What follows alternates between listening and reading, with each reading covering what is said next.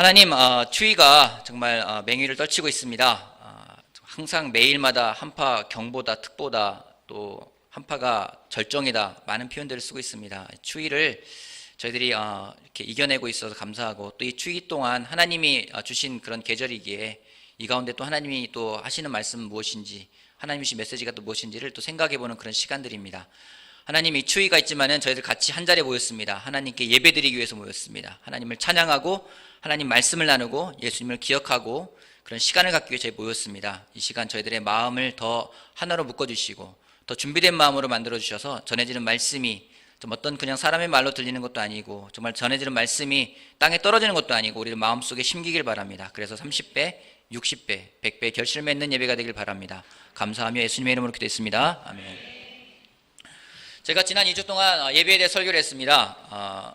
예배의 중심은 하나님이다. 삶이 예배가 된다. 우리의 몸을 거룩한 산 제물로 드리자라는 부분에 대해서 예배에 대해 나눴습니다. 설교를 끝나고 몇몇 사람들로부터 그런 피드백이 왔습니다.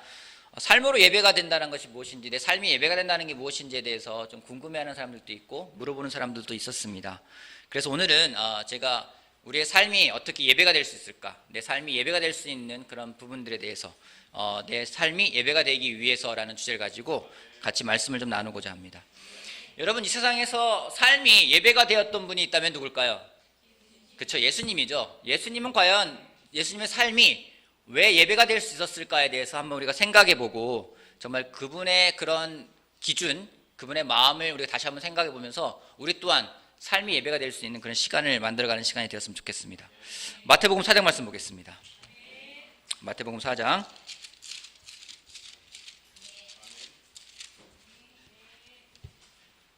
1절에서 4절까지. 1절, 4절.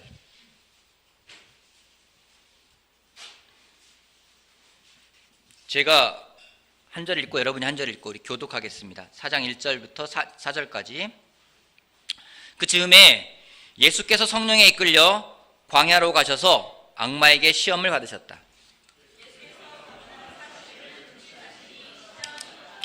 그런데 시험하는 자가 와서 예수께 말하였다. 네가 하나님의 아들이거든 이 돌들에게 빵이 되라고 말해보아라.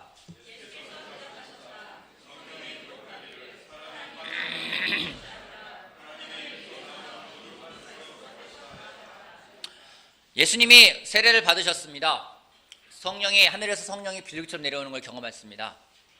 성령이 충만하셨어요. 성령이 충만하신 그 예수님이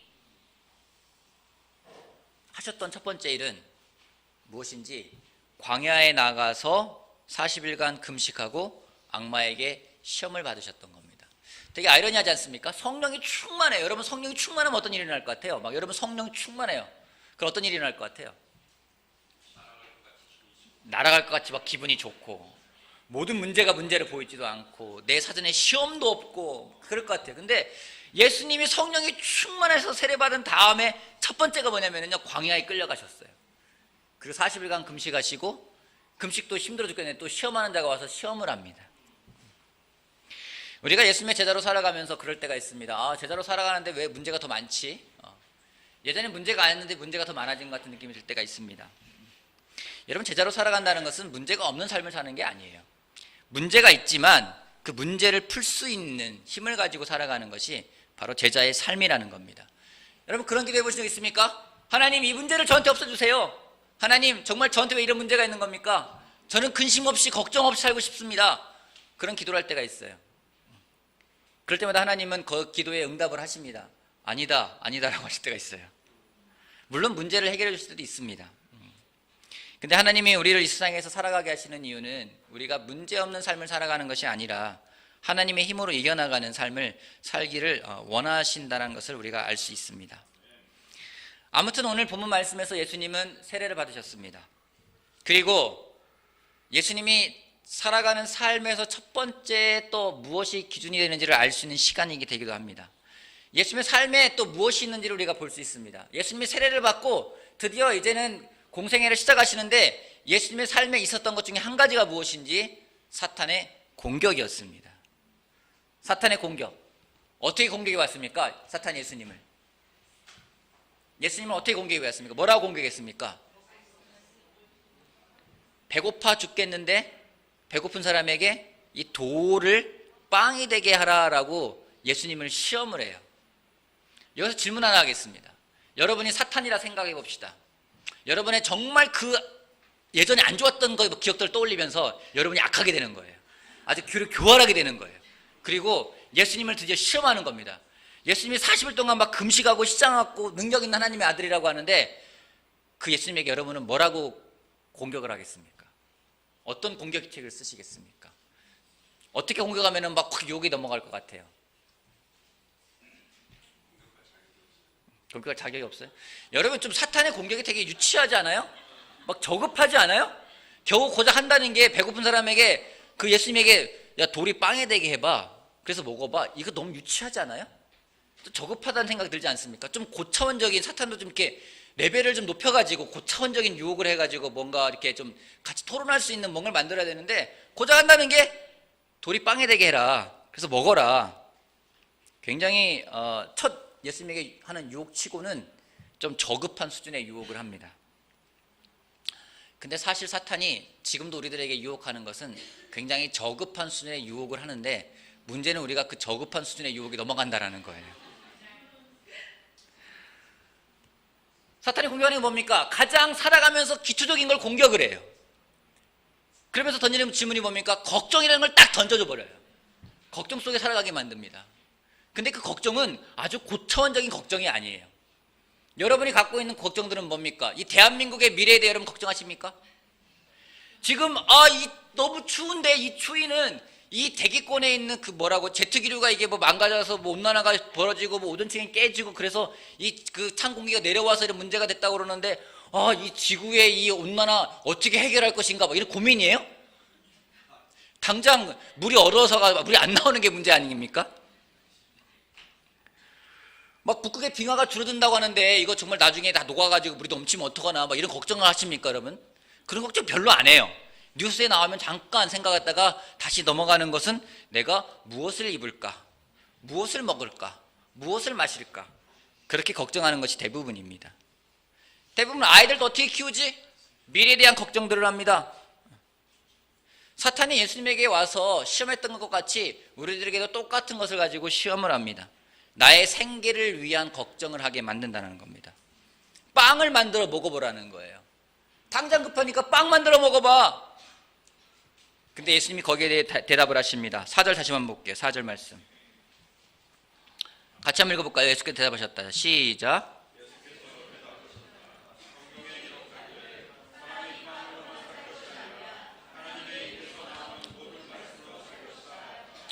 예수님이 만들어내신 말씀이 아니라 신명기 8장 3절에 있는 말씀입니다. 이스라엘 백성들이 광야에서 헤맬 때에 아침마다 하나님이 만나를 주셨습니다. 어떤 사람들은 믿음이 없어서 내일 안 나올 것 같으니까 두 개 딱 제겨놓으면은 저장해놓으면은 그 다음날 아침에 보면 썩어 있었습니다. 믿음으로 살아가는 것이 무엇인지를 설명해 주기 위해서 하나님이 하셨던 일입니다. 어찌됐든 이 말씀에 의하면 우리 사람이 빵으로만 사는 게 아니라고 하는 겁니다. 하나님의 말씀으로도 살아야 한다고 분명히 이야기하고 있습니다. 오늘 아침 식사를 하신 분 손 한번 들어봐 주십시오. 아침 식사하고 왔다. 손 한번 높이 들어주세요. 괜찮아요. 죄진국도 아닌데 이렇게 들어요. 네. 손 들어주세요. 좋습니다. 손 다시 한번 들어주세요. 여러분 손 드신 분들 손 높이 드세요. 네.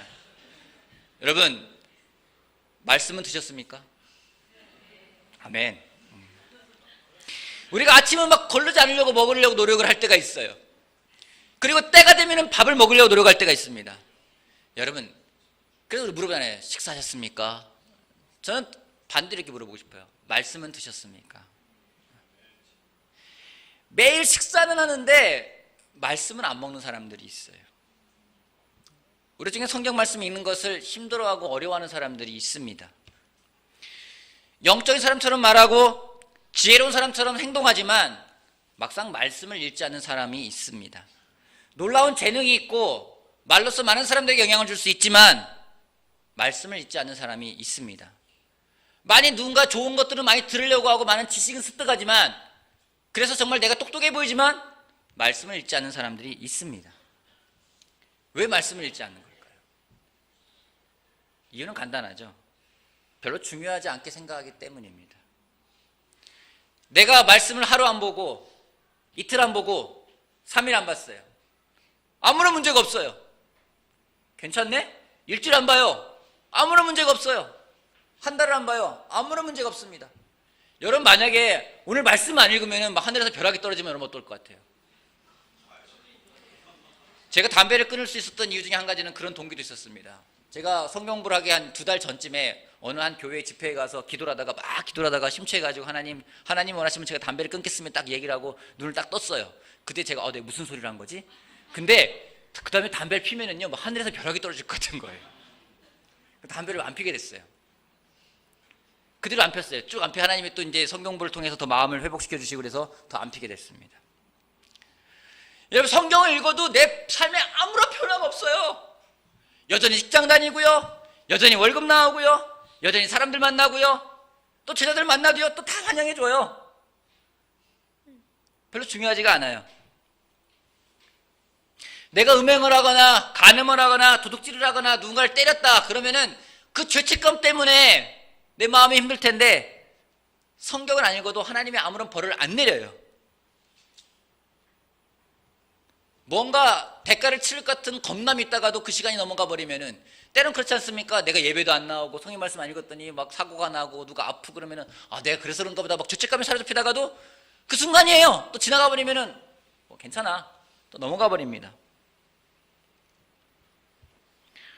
성경을 읽지 않은 또 다른 이유는 성경 읽는 것보다 더 중요하다 생각되는 것들이 있기 때문입니다. 때로는 성경을 읽어야 되는데 애 때문에 집중이 안 돼요. 애가 울어서 집중이 안 돼요. 제가 지금 고민이 많아가지고 말씀이 눈에 들어오지가 않아요. 나는 아직 너무 나이가 많아서 성경 오래 읽는 게 힘듭니다. 여러분 조병 아버님 만나면 그런 말씀 못 하실 거예요. 매일 아침마다 1시간 이상 성경 말씀 읽으시거든요. 저희 눈이 아버님보다는 좋잖아요. 그잖아요. 제가 아무리 노안이 왔다 치더라도 아버님보다는 좋아요. 집중해도 괜찮아요. 우리 각가지 이유를 댑니다. 더 중요한 게 있습니다. 그래서 성경 못 읽어요. 내 직장생활 너무 중요합니다. 이게 눈에 들어오지가 않아요. 이게 들어오지 않는다니 그만큼 중요하지 않다는 얘기거든요. 한번 물어봅시다. 여러분 성경 말씀을 읽지 않으면 어떤 일이 벌어질까요? 말씀이 내 가운데 없다면 어떤 일이 벌어질까요? 우리는요 예수님을 통해 배울 수 있는 건 예수님은 말씀을 가지고 계셨어요. 그러기에 예수님은 사탄에게 쉽게 속아 넘어가지 않았습니다. 말씀이 없었다면요 모르겠어요. 글쎄 한번 먹어볼까? 그럴 수 있을 것 같아요. 말씀이 없으면요 사탄의 공격에 우리는 쉽게 당합니다. 한번 생각해 보세요. 이 세상에 말씀이 없어요. 내일부터 성경이 다 없어졌어요. 여러분 가정에도 하나님 말씀이 없습니다. 여러분 머릿속에도 하나님 말씀이 남아있지가 않습니다. 어떤 일이 벌어질까요? 이 세상은 악이 판을 치는 세상이 될 것입니다. 우리들의 가정은 망가질 겁니다. 또 하나 말씀이 없다면 제가 믿고 있는 확신이 있습니다. 말씀이 없는 삶은 망합니다. 우리 안에 말씀이 없다면요 우리의 성품도 망가질 겁니다. 말씀이 없을 때는 우리는 유혹에 금방 넘어갑니다. 쉽게 뭔가 이득이 되는 것 같으면 글로 끌려갑니다. 올해부터 종교인 과세를 합니다. 저에게도 이제 그런 고지서가 종교인 과세하라고 연락이 왔어요. 그래서 세무서에 연락을 해봤습니다. 세무서에 연락했더니 세무서에서는 뭐 종교인 과세를 어떻게 됩니까? 얘기 물어보니까 세무사를 통해서 이야기를 하라고 하더라고요. 그래서 세무사를 소개받아가지고 전화를 했습니다. 그래서 몇몇 세무사를 연락을 받아가지고 전화를 하는데 제 소득을 알려주고 이렇게 하는데 종교인 과세를 하는데 두 가지가 있더라고요. 기타 소득이 있고 근로소득이 있더라고요. 기타 소득을 하게 되면 제가 받는 급여의 80%는 경비로 인정되기 때문에 20%에 대해서 과세를 해야 되는데 20%의 금액은 과세 금액이 되지가 않기 때문에 세금을 안 내도 된다라는 거예요. 근데 근로소득으로 하게 되면 이제 일반 직장인과 똑같이 세금을 내야 되는 겁니다. 어떤 게 좋을까 많이 고민하다가 근로소득으로 하자 세금을 내기로 했으니까 결정을 하고 세무사랑 같이 이야기를 하는데 목사님의 급여와 사모님의 급여를 두 사람의 급여를 합해서 반으로 나눴을 때는 오히려 더 반반이 되기 때문에 하여튼간 뭐 방법을 알려주면서 저희가 세금을 덜 낼 수 있다라는 거예요. 근데 막 그런 듣는데 그럼 얼마나 덜 낼 수 있을까 하니까 뭐 한 달에만 2, 3만 원 덜 낼 수 있을 겁니다 그러는데 막 마음이 혹한 거예요. 그래? 세금을 좀 덜 낼 수 있어? 근데 아니잖아요. 그게 정상이 아니잖아요. 원래대로 해야 되는 거잖아요. 말씀이 없으면 우리가 쉽게 넘어가요. 단돈 몇만 원 싸게 준다면 거기 확 넘어가잖아요.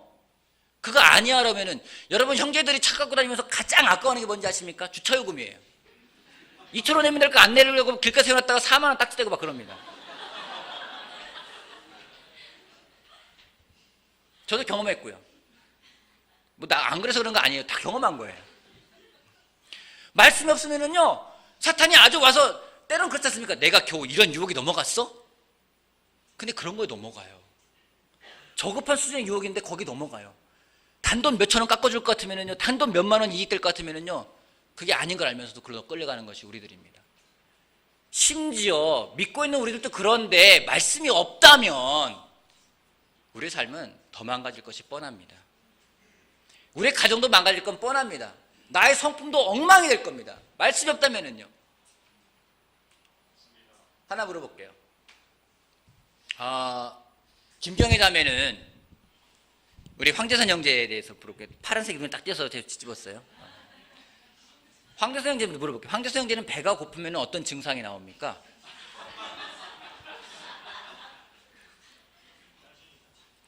김경애 자매는 황재선 형제가 배고플 때 어떤 증상이 나타나요? 배가 점점 고파진다. 예. 막 계속 목부터 계속 배가 고파요. 먹을 게 없어요. 계속 배가 고파져요. 그러면 어떤 증상을 나타내요? 그런 적이 별로 없어요? 잘 챙겨 먹는군요. 여러분 배고프면 어떤 일이 벌어집니까? 배고프면 어떤 일이 벌어져요? 화나죠. 짜증나죠. 저는 원래 음식에 별로 저는 관심이 별로 없는 사람이라 생각을 하거든요. 제 아내가 저한테 할 말이 있어요. 자기는 밥을 안 먹으면 짜증을 내. 그래서 제가 무슨 소리야. 내가 밥 먹어도 짜증을 내. 정말 짜증내고 있더라고요. 그래서 막 얘기하다가도요 배가 부르잖아요. 기분이 좋아져요. 그리고 같이 이야기해도요 막 따뜻한 마음이 들고 그래 막 배고프면 짜증나가지고 막 눈에 보이지도 않는데 배가 부르면 여유가 생기고 왠지 온화해지고 막 너그러워지고 네가 좀 더 먹어 막 이러잖아요. 그리고 옆 사람이 보이잖아요. 옆 사람이 뭘 먹었는지 안 먹었는지 막 제가 배고프면 막 먹다가 우리 아내가 나중에 배부르면 우리 아내가 지금 뭐 먹고 있나 이렇게 보더니 들어와요. 그 사람 눈에 들어오지도 않아요. 막 짜증을 내요. 막 화가 나요. 여러분 영적인 부분도 마찬가지입니다. 하나님 말씀을 안 먹으면요 막 짜증이 나와요. 우리 성품에서요. 분노가 나와요. 화가 나와요. 여러분 막 화가 나고 분노가 나고 짜증이 나고 막 투박하고 괴팍한 사람이요. 하나님 말씀 안 먹으면 그래요. 다른 데 있는 게 아니에요. 여러분 화를 다스리고 싶습니까? 여러분의 분노를 다스리고 싶습니까?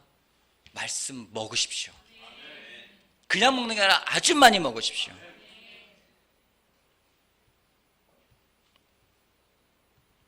우리가 한 가지 알아야 할 것이 있습니다.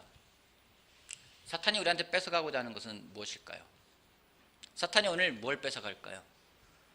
사탄이 오늘 우리 아내에게서 뭘 뺏어갈까요? 우리 아내의 미모를 뺏어갈까요?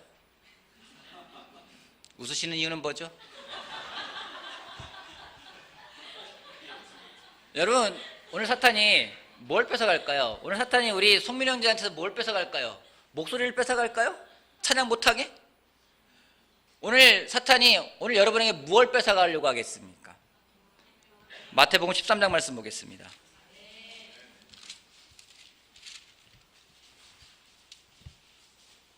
씨를 뿌리는 비유가 나옵니다. 마태복음 13장 3절 말씀. 예수께서 그들에게 비유로 여러 가지 일을 말씀하셨다. 그는 이렇게 말씀하셨다. 보아라, 씨를 뿌리는 사람이 씨를 뿌리러 나갔다. 그가 씨를 뿌리는데 더러는 길가에 떨어지니 새들이 와서 그것을 조아 먹었다. 또 더러는 흙이 많지 않은 돌짝밭에 떨어지니 흙이 깊지 않아서 싹은 곧 났지만 해가 뜨자 타버리고 뿌리가 없어서 또 말라버렸다. 또 더러는 가시덤불에 떨어지니 가시덤불이 자라서 그 기운을 막았다. 그러나 더러는 좋은 땅에 떨어져서 열매를 맺었는데 어떤 것은 100배가 되고 어떤 것은 60배가 되고 어떤 것은 30배가 되었다. 귀 있는 사람은 들어라. 예수님이 친절하게 설명해 주십니다. 13장 18절 말씀. 너희는 이제 씨를 뿌리는 사람의 비유가 무슨 뜻을 치는지 들어라. 누구든지 하늘나라를 두고 하는 말씀을 듣고도 깨닫지 못하면 악한 자가 와서 그 마음에 뿌려진 것을 빼앗아간다. 길가에 뿌려진 씨를 뿌린 사람은 그런 사람을 두고 하는 말이다. 또 돌짝밭에 뿌린 씨는 이런 사람이다. 그는 말씀을 듣고 곧 기쁘게 받아들이기는 하지만 그 속에 뿌리가 없어서 오래가지 못하고 말씀 때문에 환난이나 박해가 일어나면 곧 걸려 넘어진다. 또 가시덤불 속에 뿌린 씨는 이런 사람이다. 그는 말씀을 듣기는 하지만 세상의 염려와 재물의 유혹이 말씀을 막아 열매를 맺지 못한다. 그런데 좋은 땅에 뿌린 씨는 말씀을 듣고서 깨닫는 사람을 두고 하는 말인데 이 사람이야말로 열매를 맺되 100배 혹은 60배 혹은 30배의 결실을 낸다. 사탄이 우리한테 뺏어가고자 하는 게 있다면요, 그것은 바로 하나님의 말씀을 빼앗아가는 겁니다. 그러기에 어떻게든 우리 마음속에 말씀이 뿌려지지 않게끔 만듭니다. 마음을 딱딱하게 만들기도 하고요, 걱정을 주기도 하고요, 유혹을 주기도 하고요. 그래서 말씀이 뿌려서서 땅에 떨어졌을 때 그게 심기지 못하게끔 사탄이 우리를 공격한다라는 거예요. 자꾸만 우리에게 빵을 먹으라고 이야기를 해요. 돌을 빵으로 만들어서 먹으라고 이야기를 합니다. 눈에 보이는 것에 신경을 쓰라고 이야기를 합니다. 그래서 우리 말씀이 심기지 못하게끔 사탄이 공격을 합니다. 여러분, 말씀을 먹어야 합니다. 말씀을 읽어야 합니다. 근데 솔직히 쉽지가 않아요. 습관이 되지 않으면 쉽지가 않습니다. 또 혼자 하기 힘듭니다. 그러게 여러분, 서로 패밀리 그룹의 도움을 받길 바랍니다. 지난 금요일날 싱글들이 같이 모였습니다. 모여서 우리가 어떻게 우리 마음을 모을까, 우리 1분기가 모이기에 힘쓰는데 우리 어떻게 정말 마음을 먼저 모을까에 대해서 같이 고민을 하다가 저희가 아이디어를 냈습니다. 우리 같은 책으로 같이 콰이트함을 하고 같이 올리자. 그래서 28일까지 있으니까 잠언 1장과 마태복음 1장을 매일 읽으면서 밴드에다가 큐티를 올리자. 그럼 나머지는 거기에 댓글로 자기 큐티를 같이 올리자. 그런 다음에 매일 먼저 큐티를 가장 많이 올린 사람에게 시상을 하자는 아이디어 나왔어요. 근데 좋은 아이디어라는 생각이 들었어요. 같이 말씀을 읽고 혼자 하기 힘들면 누군가 같이 하면 되거든요. 같은 말씀을 읽고 같은 생각을 가지고 저는 믿습니다. 말씀을 우리가 먹는다면 우린 영적으로 결코 죽지가 않을 겁니다. 예수님의 삶이 예배가 될 수 있었던 이유는 명확합니다. 예수님은 항상 말씀과 함께 하셨습니다.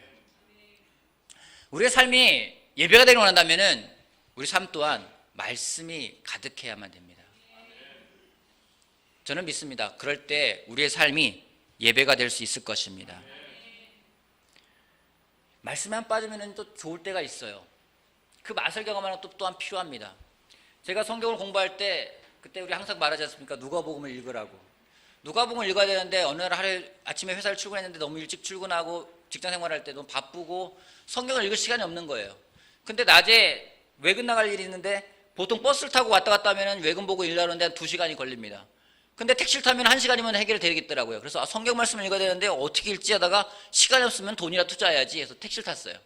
택시 타고 일을 보고 1시간 정도 시간이 남아가지고 회사 근처에 커피숍에 갔습니다. 커피숍에 가서 구석에 앉았습니다. 성경을 폈습니다. 누가복음을 읽었습니다. 자꾸 막 눈물이 나는 거예요. 생각해 보세요.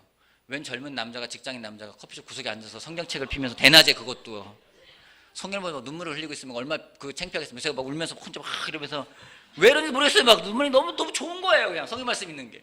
여러분 그런 경험 있지 않습니까? 아침에 콰이트 하는 게 너무 좋았어요. 얼마나 좋은지 아십니까? 아침에 성경 말씀을 읽는 게 너무 기대가 돼요. 무슨 내일 여행을 떠나는 것처럼 무슨 내일 무슨 데이트를 하는 것처럼 너무 설레어가지고 밤에 잠을 못 자겠는 거예요. 아침에 누가 깨우잖아요. 먼저 일어나요. 왜요? 오늘 말씀이 너무 좋으니까. 아침에 큐티가 너무 좋으니까. 옥탑방에 살 때였으면 신림동 옥탑방에 살 때였습니다. 아침에라도 깨우지 않아도 막 먼저 일어나요. 그리고 막 나눠요. 오늘 너무 좋았어요. 막 하나님이 저를 사랑한대요. 예수님 저를 기도했어요. 그 기도만 들어도 너무 기뻤거든요. 그 말씀만 읽어도 기뻤거든요. 근데 요즘은 꼭 그러지 못해요. 때로는 저도 그런 생각을 합니다. 고민합니다. 도대체 하나님이 정말 보고 계시나? 왜 보고 계시는 이런 일이 벌어지는 거지? 배경음악 좋습니다. 예. 이런 생각할 때가 있어요. 질문 하나 해보겠습니다. 여러분, 별을 가장 잘 볼 수 있는 곳이 어딜까요? 별이 가장 잘 보이는 곳이 어딜까요? 어두운 곳? 어디가 가장 잘 볼 수 있을까요? 서울 하늘에서 별을 보는 게 쉬운가요? 어려운가요? 왜요? 공기가 안 좋아서. 전방에 근무를 할 때, 최전방 근무를 하는데 거기는 정말 청정지역입니다. 밤에 별을 보는데 정말 별이 쏟아진다는 표현이 이거구나라는 걸 느꼈어요. 정말 이렇게 손을 뻗으면 별이 닿을 것 같다는 표현을 쓰잖아요. 정말 공기가 얼마나 맑은지 거기는 손을 뻗으면 정말 닿을 것 같아요. 근데 서울 안에서는요, 별을 보려면 저기 인공위성밖에 안 보이는 것 같아요. 별은 잘 안 보이는 것 같아요. 왜요? 공기가 탁해서요. 그럼 서울 하늘에 쏟아질 것 같은 별이 없는 걸까요? 별이 있어요. 단지 탁해서 안 보이는 거예요. 하나님이 안 계시는 게 아니라요, 하나님이 안 보일 뿐이에요. 왜요? 우리 마음이 탁하면 안 보여요. 우리 마음속에 정말 많은 것들이 들어옵니다. 정말 우리는요, 눈을 뜨면은 세상에서부터 들어오는 많은 에너지와 많은 정보들을 받습니다. 영향력이 있어요. 뉴스도요, 순식간에 많은 것들을 접할 수가 있습니다. 얼마나 일목요연하게 잘 설명되어 있는지 제목만 봐도 오늘 어떻게 세상 돌아가는지 다 알 수가 있어요. 모든 정보가 다 들어옵니다. 세상이 우리에게 영향을 많이 줘요. 그래서 우리 말에 나오는 말들도요, 때는 세상의 말들이 많이 나오게 됩니다. 그 얘기는 뭡니까? 우리가 그만큼 말씀을 읽지 않으면 우리 마음이 탁해져요. 탁해지면서 어느 순간 하나님이 없는 것 같아요. 하나님 못 믿겠어요? 분명 저 사람 성경 공부할 때 자기 죄에 대해 고백하고 세례받고 너무 기뻐했던 사람이, 하나님이 예수님이 나 주님이라고 고백했던 사람이 어느 순간인가 주님이 안 계신 것 같아요. 주님이 안 보여요. 정말 안 보이고 안 계시는 걸까요? 사탄이 우리를 자꾸 그렇게 공격합니다. 내 마음속에 다른 걸 자꾸만 심어줘요. 그래서 자꾸만 돌을 갖다가 빵이 되게 하라고 같이 유혹을 합니다. 여러분, 식사한다면 말씀도 드십시오. 밥을 먹는다면 말씀도 먹어야 합니다. 그럴 때 약속할 수 있습니다. 우리들의 삶은 예배가 될 수 있을 것입니다. 혼자 하기 힘들다면 여러분 도움을 구하세요. 같이 하자고 도움을 구하세요. 습관이 되지 않았다면 습관을 들이게끔 여러분 같이 도움을 구하세요. 또 같이 해주세요. 같이 나눌 수 있는 우리가 되길 바라겠습니다. 다시 한번 정말 말씀을 우리가 섭취함으로써 영적으로 강건해지고 정말 우리의 삶이 예배가 될 수 있는 우리가 되길 바라겠습니다. 아멘. 두 번째요, 우리의 삶이 예배가 되길 원한다면 찬양하라는 겁니다. 찬양하라는 건 시편 50편 보겠습니다. 시편 50편. 시편 50편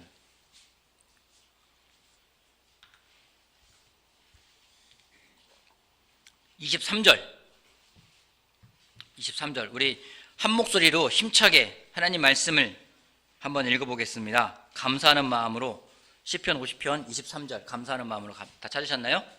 네, 같이 한번 읽어봅시다. 시작.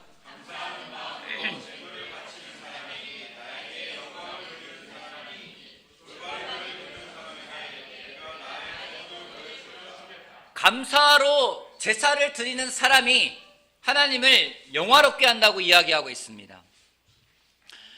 감사의 제사는 하나님을 영화롭게 하는 것입니다. 우리가 가져가는 목적 중에 한 가지는 하나님을 영화롭게 하는 삶을 사는 사람들이 되기 위함입니다.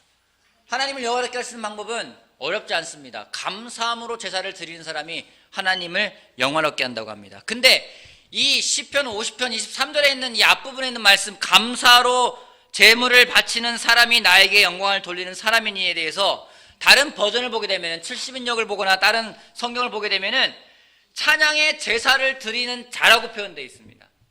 그 얘기는 뭔지, 내가 찬양한다는 얘기는요, 내 마음속에 있는 감사함이 표현되는 거예요.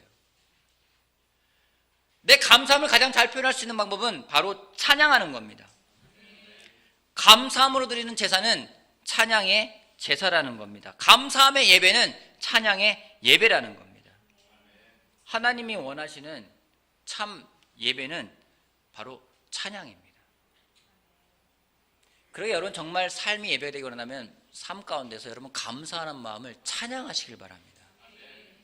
그냥 감사하지가 아니라 찬양하세요. 찬양하고 또 찬양해 보십시오. 그 삶은 하나님이 함께하는 예배의 기쁨을 우리가 느낄 수 있을 겁니다. 여러분 때로는 성경 말씀을 읽다가 떠오르는 찬양이 있으면 여러분 찬양을 부르세요. 예배가 무엇입니까? 하나님 말씀이 있고요, 하나님께 대화하는 기도가 있고요, 예수님을 기억하는 성찬이 있고요, 그 안에 또 찬양이 있을 때 그것이 예배가 될 수 있습니다. 혼자 힘들다면 여러분 찬양을 한번 나눠보세요. 찬양을 불러보세요. 누구랑도 같이 찬양을 해보세요. 예전에 기억이 납니다. 형제들하고 이 추운 겨울이었어요. 추운 겨울에. 왜 한강에서 기도했던 건 다 추운 겨울밖에 기억이 안 나는지 모르겠어요. 한강에서 뜨거운 여름에 기도했던 건 기억이 없어요. 하여튼 추운 겨울에 막 다들 막 이렇게 두툼하게 옷 입고 가가지고 막 기도하자라고 하는데 왜 꼭 그때 밖에 나가 기도했는지 모르겠어요. 하여튼간 그때는 두툼하게 옷 입고 가서 찬양해 막 한강에 서가지고 기도하면서 막 기도하기 전에 찬양하자 하면 막 형들끼리 찬양을 해요. 막 셋이 막 하는데 추우니까 막 더 크게 찬양하는 거예요. 근데 돌아보면 하나님이 참 기뻤겠다는 생각이 들어요. 여러분 못 쓸 때 많은 걸 할 수 있겠지만은 여러분 찬양하길 바랍니다. 성경은 찬양이 엄청 많이 나와 있어요. 시편은 전체가 다 찬양입니다. 하나님을 찬양하는 마음, 감사하는 마음이 찬양으로 표현된 것이 바로 시편입니다. 여러분 찬양할 때 그냥 하지 않길 바라겠습니다. 좀 이쪽 찬양할 때도요, 여러분 그냥 하나님이 하신 거 얼마나 놀라운 일이라고 생각해 보세요. 그리고 하나님에게 찬양을 들 때 감사하는 마음으로 찬양을 한번 들어보세요. 오늘 최현정 자매가 나눴던 것처럼 정말 그녀가 감사하는 마음으로 헌금을 드릴 때 얼마나 기뻤는지, 마찬가지로 정말 감사하는 마음으로 그 마음을 찬양한다면 그냥 나와는 가사가 아니라 대중가요 가사가 아니라 유행가 가사가 아니라 하나님을 찬양하는 그 찬양으로서 드린다면은 하나님을 정말 기쁘게 하는 찬양 예배가 될 거라 저는 확신합니다. 찬양은 감사함으로 드리는 입술의 제사입니다.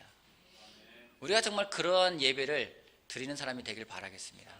오늘 두 가지를 이야기했습니다. 우리 삶의 예배가 되기 위해서 이런 말씀을 먹으십시오. 말씀을 매일 읽으십시오. 말씀을 여러분 드십시오. 영적으로 여러분 더 계속 섭취하십시오.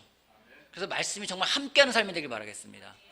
정말 이렇게 툭 치면 말씀이 나오는 사람 있잖아요. 이렇게 툭 치면 나오는 것처럼 정말 여러분 마음속에서 어두운 일이 있을 때, 힘든 일이 있을 때, 걱정이 있을 때 말씀이 떠오르고 말씀이 계속 생각나고 그렇게 될 줄은 말씀을 계속 먹으십시오. 그 삶은 예배가 될 것입니다. 예수님은 계속 찬양했습니다. 오늘 더 시간 없어서 보지 않았지만 마태복음 아까 사장님 봤던 후반부 가면은요, 오직 우리가 찬양하고 우리 경배할 분이 누군지 하나님이라는 겁니다. 예수님의 삶 가운데는요, 하나님을 찬양하는 찬양이 있었습니다. 여러분 예수님이 십자가에 갈 때 그들은 올리브산에 갈 때요 찬양을 부르며 갔다고 이야기를 하고 있어요.